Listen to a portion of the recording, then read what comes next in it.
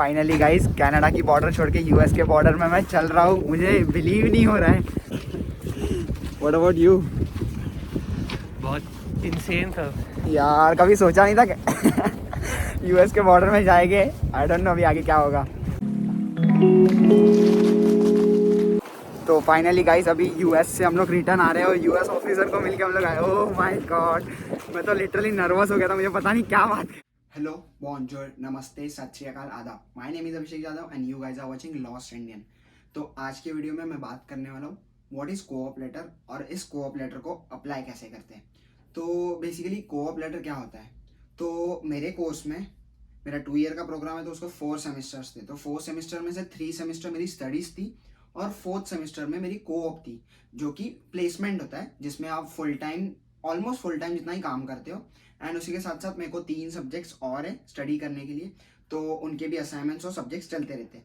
तो इसमें ये कोऑप लेटर क्यों चाहिए होता है? बिकॉज मेरे कोर्स की रिक्वायरमेंट ऐसी है कि एवरी वीक मुझे 32 आवर्स पर वीक काम करना है, सो दैट मेरे 448 आवर्स कंप्लीट हो गए by the end of my semester. और उसका कैलकुलेशन करके अगर मैं देखूं तो मेरे के ग्रेजुएशन के लिए इतनी रिक्वायरमेंट है कि मेरे को 14 वीक्स में 448 आवर्स कंप्लीट करने हैं, देन ओनली मैं ग्रेजुएट हो पाऊंगा। अगर आप ये करने में फेल होते हो तो आपको और एक सेमेस्टर की फीस पे करनी होगी एंड उसी के साथ साथ और एक सेमेस्टर लगाना होगा, फिर आपका स्टडी परमिट एक्सटेंशन एंड बहुत सारी चीज़ें होती है। तो मेरे को बेसिकली आपको ये बताना है कि इस कोऑप लेटर के लिए मैंने सितंबर मंथ में अप्लाई किया था और मेरी कोऑप स्टार्ट होने वाली थी जैन में। बट अंटिल जैन, मतलब मिड ऑफ जैन, तब तक मेरा कोऑप लेटर का कोई भी अपडेट नहीं आया था, बिकॉज आईआरसीसी के बाद बहुत सारी फाइल्स पेंडिंग पड़ी थी। तो मेरे पास एक लास्ट ऑप्शन बची थी फ्लैग पोलिंग की। तो फ्लैग पोलिंग बेसिकली क्या होता है, आप कनाडा और यूएस की बॉर्डर है, उसमें जाते हो, वहाँ पे यूएस की तरफ जाते हो, वहाँ से यूएस ऑफिसर्स आपको क्वेश्चंस पूछते हैं, वहाँ पे बायोमेट्रिक्स लेते हैं, फोटोज लेते हैं, वो सब आपकी इन्फॉर्मेशन पासपोर्ट के साथ वेरीफाई करने के बाद आपको पूछते हैं कि आपने पहले कभी यूएस में एंटर किया है और फिर आपके पास यूएस का वीज़ा है या कुछ है। ऐसे सारे क्वेश्चंस पूछने के बाद वो एक आपको यूएस रिफ्यूज़ल की एंट्री होती है, जो आपको यूएस के अंदर जाने की डिनाई करते हैं। वो वाला एक लेटर करके देते हैं बना के, उस पर उनका स्टैम्प होगा। देन वो आपको लेटर लेके अगेन कनाडा की तरफ चल के आना है। एंड वो टाइम पे जब आप कनाडा में एंटर करते हो, उसके पहले मुझे क्या पूछा था, मुझे वो कैनेडियन ऑफिसर ने पहले पूछा था आपके पास अराइव कैन ऐप है? तो अराइव कैन ऐप में मेरे को सारी डिटेल्स फिल करने की। उसके बाद उन्होंने मेरे को एक कोविड की टेस्टिंग किट दी थी, तो वो 2 चीज़ें। एंड उसके बाद मेरे सारे डॉक्यूमेंट्स चेक करने के बाद उन्होंने मुझे एक अपॉइंटमेंट नंबर दिया था। वो अपॉइंटमेंट नंबर लेने के बाद मैं जो कनाडा बॉर्डर सर्विसेज ऑफिस होता है वहाँ पे, जो बॉर्डर पे, मैं वहाँ पे गया था। वहाँ पे अंदर जाने के बाद उन्होंने मेरे सारे डॉक्यूमेंट्स लिए एंड मेरे सारे डॉक्यूमेंट्स और मेरी हिस्ट्री चेक करने के बाद फिर उन्होंने मुझे कोऑप लेटर इशू किया। बट उसके पहले वो ऑफिसर मेरे साथ थोड़ा सा रूड था। एक्चुअली ये बॉर्डर ऑफिसर थोड़े से रूड होते हैं, सो आप अगर ऐसा, मैं तो कहूँगा ये रिस्क लेने मत जाओ जो मैंने लिया है। बट अगर आपके पास भी ऑप्शन नहीं बचती है तो आपको यही करना होगा। तो बेसिकली वो ऑफिसर ने मेरे आवर्स और वो सब पूछने के बाद और कहाँ पे जॉब कर रहा हो, क्या कर रहा हो, सारी इन्फॉर्मेशन लेने के बाद उसने मेरे क्रॉस चेक किया एंड देन ओनली मुझे कोऑप लेटर इशू किया। तो बेसिकली कोऑप लेटर एक स्टडी परमिट लेटर से अलग है। जो स्टडी परमिट लेटर आपको कनाडा जब भी लैंड करते हो तभी इमिग्रेशन ऑफिसर से मिलता है, वो स्टडी परमिट लेटर होता है, जिसमें आप सिर्फ 20 आवर्स पर वीक काम कर सकते हो। एंड बेसिकली ये कोऑप लेटर एक काइंड ऑफ ऐसी चीज होती है जिसमें आप ऑलमोस्ट फुल टाइम काम करते हो। बट इसके भी थोड़े से रिक्वायरमेंट्स है, तो आप आईआरसीसी की वेबसाइट पर चेक कर सकते हो। तो इसमें मैं आपको बताना चाहूँ तो कोई कोई बच्चे लकी होते हैं जिनको स्टडी परमिट मिलता है, वो टाइम पे कोई कोई ऑफिसर्स कोऑप लेटर भी इशू कर देते। बट हम जैसे बच्चे जिनको नहीं मिला था तो हमको अलग से अप्लाई करना था। तो इसके लिए कैसे स्टेप बाय स्टेप गाइड है मैं आपको आगे बताने वाला हूँ। तो फर्स्ट ऑफ ऑल गाइज, आपको कोई भी ब्राउज़र ओपन करना है, उस पर IRCC लॉगिन सर्च करना है। तो ये आपको एक IRCC की जो वेबसाइट है उस पर लेके आएगा। ये लिंक ओपन करने के बाद आपको जो पोर्टल है इमिग्रेशन एंड सिटीजनशिप का, वो पोर्टल दिखेगा। उस पर जो कोविड की वजह से जो अपडेट्स चल रही है उनकी इन्फॉर्मेशन पहले बताएगी। एंड नीचे स्क्रॉल डाउन करने के बाद आपको 4 ऑप्शंस दिखेंगे। उसमें से फर्स्ट वाला GC की है, सेकंड वाला साइन इन पार्टनर, तो ऊपर जो प्रोसेसिंग टाइम की भी लिंक दी गई है। तो आपने जब भी वीज़ा अप्लाई करते टाइम पे जो ID पासवर्ड यूज़ किए थे आप यहाँ पे यूज़ कर सकते हो। अगर आपका अकाउंट नहीं है तो आप खुद का अकाउंट भी क्रिएट कर सकते हो। तो ये पेज ओपन करने के बाद आपको बेसिकली पर्सनल कोड मांगेगी, तो इसमें ये वाला नहीं फिल करना है। देन नीचे विजिटर वीज़ा, स्टडी और वर्क परमिट वाला ऑप्शन चूज़ करना है। तो जैसे कि मैंने वो चूज़ कर लिया था।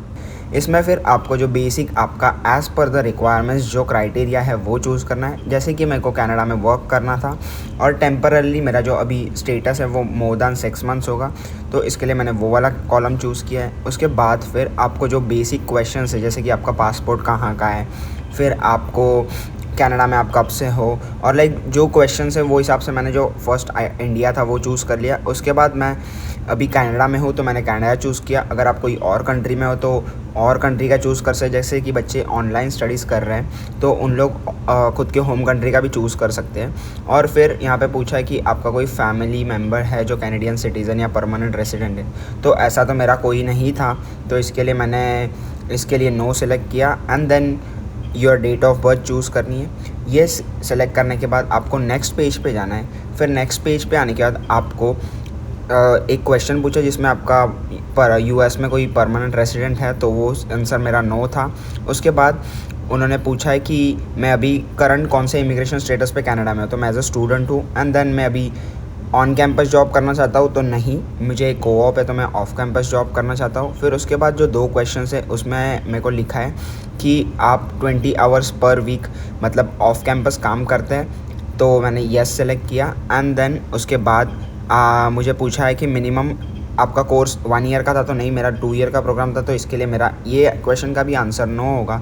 तो जैसे कि आप क्वेश्चंस देख रहे हो, बेसिक क्वेश्चंस है, बट हर एक बच्चे का क्राइटेरिया इसमें अलग अलग हो सकता है। तो इसके लिए मैं कोऑप लेटर के लिए अप्लाई कर रहा हूँ, तो मैंने सेलेक्ट यस किया है। देन मैं नेक्स्ट पेज पे आऊँगा, तो इस पेज पे आप बेसिकली देख सकते हो कि आपका जो IRCC का जो स्टेटस है उसके बारे में पूछा गया है। तो ये क्वेश्चन का आंसर मेरा नो है।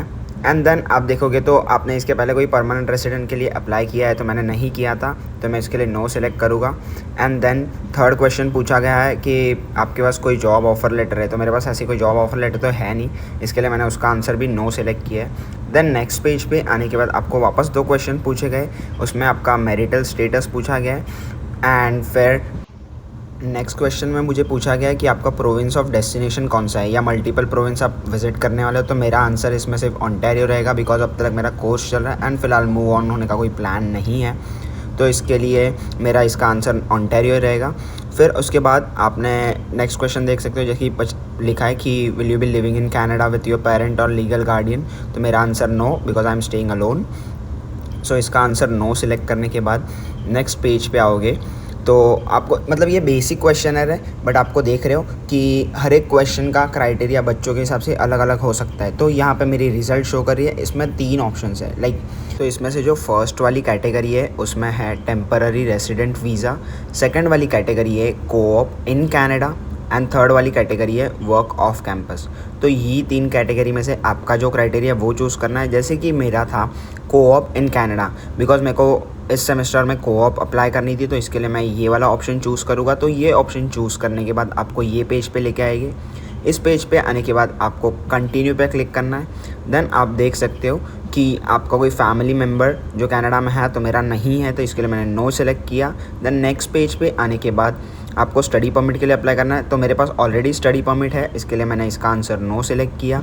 एंड देन आगे आने के बाद आपको जो आपका जो स्टेटस है वो कभी एक्सपायर हो रहा है उसकी date and year and month डालना है, तो मैंने ऐसे ही रैंडम सेलेक्ट कर लिया। एंड देन उसमें आप देख सकते हो कि आपका जो स्टडी परमिट पर दी हुई डेट है आपको वही वाली फ़िल करनी है, सो दैट जो आपका पहले एप्लीकेशन अप्रूव हुआ था वो ये वाले एप्लीकेशन से मैच हो जाए। तो नेक्स्ट पे सेलेक्ट करने के बाद आपको पूछा गया है कि आपने मेडिकल एग्ज़ाम दिया है, तो मैंने वीज़ा के टाइम पे मेडिकल एग्ज़ाम दिया था, बट मेरा वो 1 ईयर पहले हुआ था एंड वो एक्सपायर हो गया, तो इसके लिए मैंने नो सेलेक्ट किया। फिर उन्होंने पूछा है कि कोई आप टेरिटरी में मोर दैन 6 मंथ्स रहे हो, तो मैंने नहीं सेलेक्ट किया। देन उसका आंसर सेलेक्ट करने के बाद नेक्स्ट पेज पे आ गया हूँ मैं। एंड नेक्स्ट पेज पे आप देख सकते हो कि अगर आप ये जो पॉइंट्स दिए इसमें से कोई क्राइटेरिया में अप्लाई कर रहे हो, जैसे कि हेल्थ साइंस वर्कर हो गया, क्लिनिकल लेबोरेटरी वर्कर या मेडिकल स्टूडेंट, तो इसमें से मेरा कोई भी कैटेगरी नहीं था, तो इसके लिए मैंने इसका आंसर नो सिलेक्ट किया। एंड देन फिर आगे आने के बाद आप जैसे कि देख सकते हो उन्होंने पूछा है कि आपको कोई फैमिली मेम्बर के लिए एप्लीकेशन सबमिट करना है, तो फ़िलहाल मुझे ऐसा कोई एप्लीकेशन सबमिट नहीं करना था, इसके लिए मैंने नो सिलेक्ट किया। एंड देन नेक्स्ट पेज पे जैसे कि आप देखोगे तो यहाँ पे आपको पूछा है कि आपने इस एप्लीकेशन के एक्सेस किसी को देना है, तो ये एप्लीकेशन का एक्सेस मुझे किसी को नहीं देना है। जब भी आप स्टडी परमिट अप्लाई करते हो, मतलब वीज़ा जब भी अप्लाई करते हो, वो टाइम पे आपका कोई कंसल्टेंट खुद अप्लाई करते हैं, इसके लिए उनका एक्सेस आपके पास कभी कभी उन लोग अलाउ करते हैं या नहीं करते, कोई एजेंट, तो उस पर डिपेंड करता है। और आपके पास इन्होंने पूछा है कि डिजिटल कॉपी ऑफ डॉक्यूमेंट्स है, तो मेरे पास थे, तो इसके लिए मैंने येस सिलेक्ट किया। तो मेक श्योर करना कि आप ये एप्लीकेशन करने के पहले आपके जो फ़ोटो, पासपोर्ट, सारी की डिजिटल कॉपीज़ खुद के साथ रखें। और फिर लास्ट में आपको ये पेज पे लेके आएंगे, उस पर आप खुद के आंसर्स रिव्यू कर सकते हो। जैसे कि आपको अगर इसमें कुछ डाउट्स आता है या कुछ चेंजेस करना है कि आपने गलत चूज़ किया है, तो वहाँ पे एडिट का ऑप्शन है, वहाँ से आप एडिट कर सकते हो।